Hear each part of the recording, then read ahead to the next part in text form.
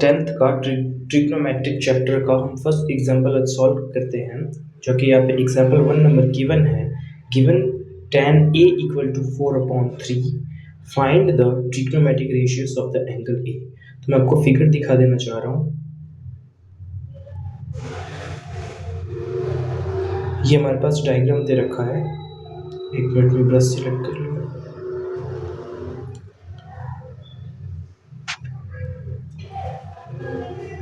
ये हमारे पास एक डायग्राम दे रखा है जो कि है राइट एंगल ट्रायंगल, और हमें बोल रखा है tan A गिवन। अब tan का मतलब क्या होता है? जो tan ट्रिग्नोमेट्रिक फंक्शन है ये हमें दिखाता है अपोजिट अपॉन एडजेसेंट।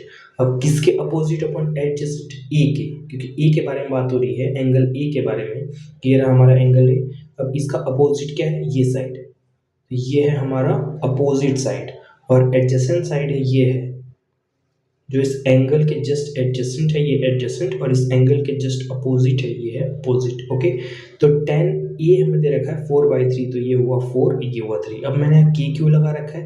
देखिए ये एक रेशियो गिवन है, तो ये रेशियो गिवन है, तो ये कॉमन नंबर का मल्टीपल होता है, तो यहाँ पे हम कॉमन नंबर को k माने हैं। अब x y z कुछ भी ले सकते हैं। ओके, चलिए हम आगे प्रोसीड करते हैं।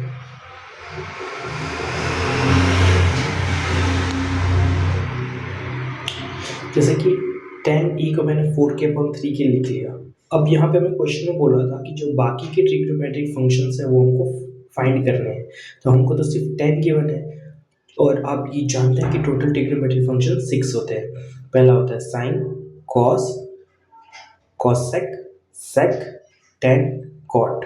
ठीक है, 6 होते हैं, तो हमको एक गिवन है, 5 और फाइंड करना है। तो 5 और फाइंड करने के लिए हमको इसका थर्ड साइड, जो कि यहाँ पे हाइपोटेनियस है, वो हमें फाइंड करना है। तो ये तीसरा साइड फाइंड करने के लिए हम यूज करेंगे पाइथागोरस थ्योरम। ओके, तो पाइथागोरस थ्योरम क्या होता है? अगर आपको डिटेल में जानना है तो मेरे चैनल पे ऑलरेडी इसका वीडियो अवेलेबल है, आप वहाँ जाके डिटेल में देख सकते हैं। यहाँ मैं आपको एक बेसिक आइडिया देता हूँ। तो पाइथागोरस थ्योरम ये कहता है कि जो राइट एंगल ट्रायंगल का जो सबसे लॉन्गेस्ट साइड होगा, जो जस्ट मैं क्रॉस कर दूँ, हाँ,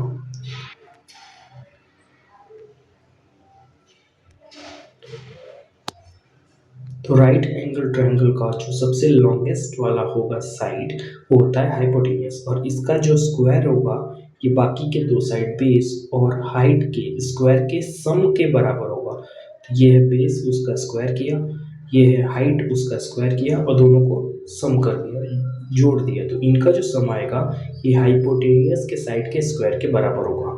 ओके,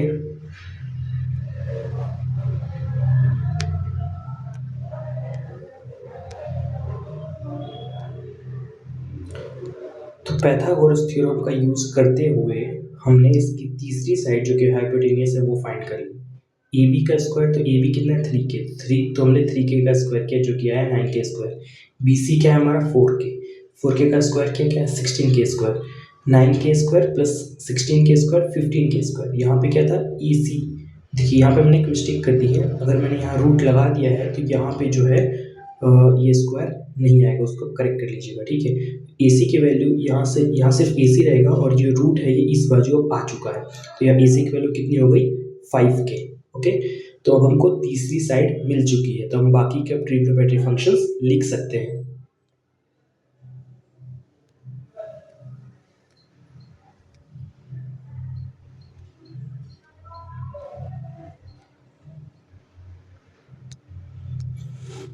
तो ये रहा साइन ए, जो लिखा है वो होता है अपोजिट अपॉन हाइपोटेनियस।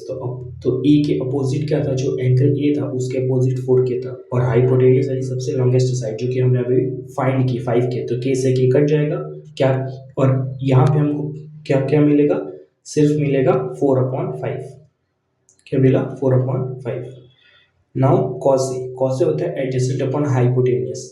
तो जो एडजेसेंट साइड है ए की वो है 3, और जो हाइपोटेनियस जो हमने अभी फाइंड किया वो है 5k, तो 3k 5k से k कट जाएगा, तो क्या बचेगा? 3/5। सिमिलरली कॉसेक ए क्या होता है? वो साइन ए का रेसिप्रोकल होता है, मतलब मैं इसको अगर साइन ए को उल्टा कर दूंगा तो कॉसेक ए बन जाएगा, और जो सेक होता है वो कॉसेक का रेसिप्रोकल होता है, तो मतलब मैं कॉसेक को उल्टा कर दिया तो सेक ए बन जाएगा।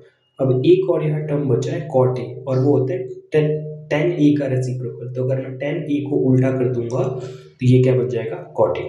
ठीक है, तो इसी तरीके से हमने जो है जिसके सारे ट्रिग्नोमेट्रिक फंक्शंस जो बचे हुए थे 5 वो हमने फाइंड कर लिए। हमको एक तो ऑलरेडी गिवन था उसकी हेल्प से, और हमने यहाँ पे पाइथागोरस थ्योरम का भी हेल्प किया।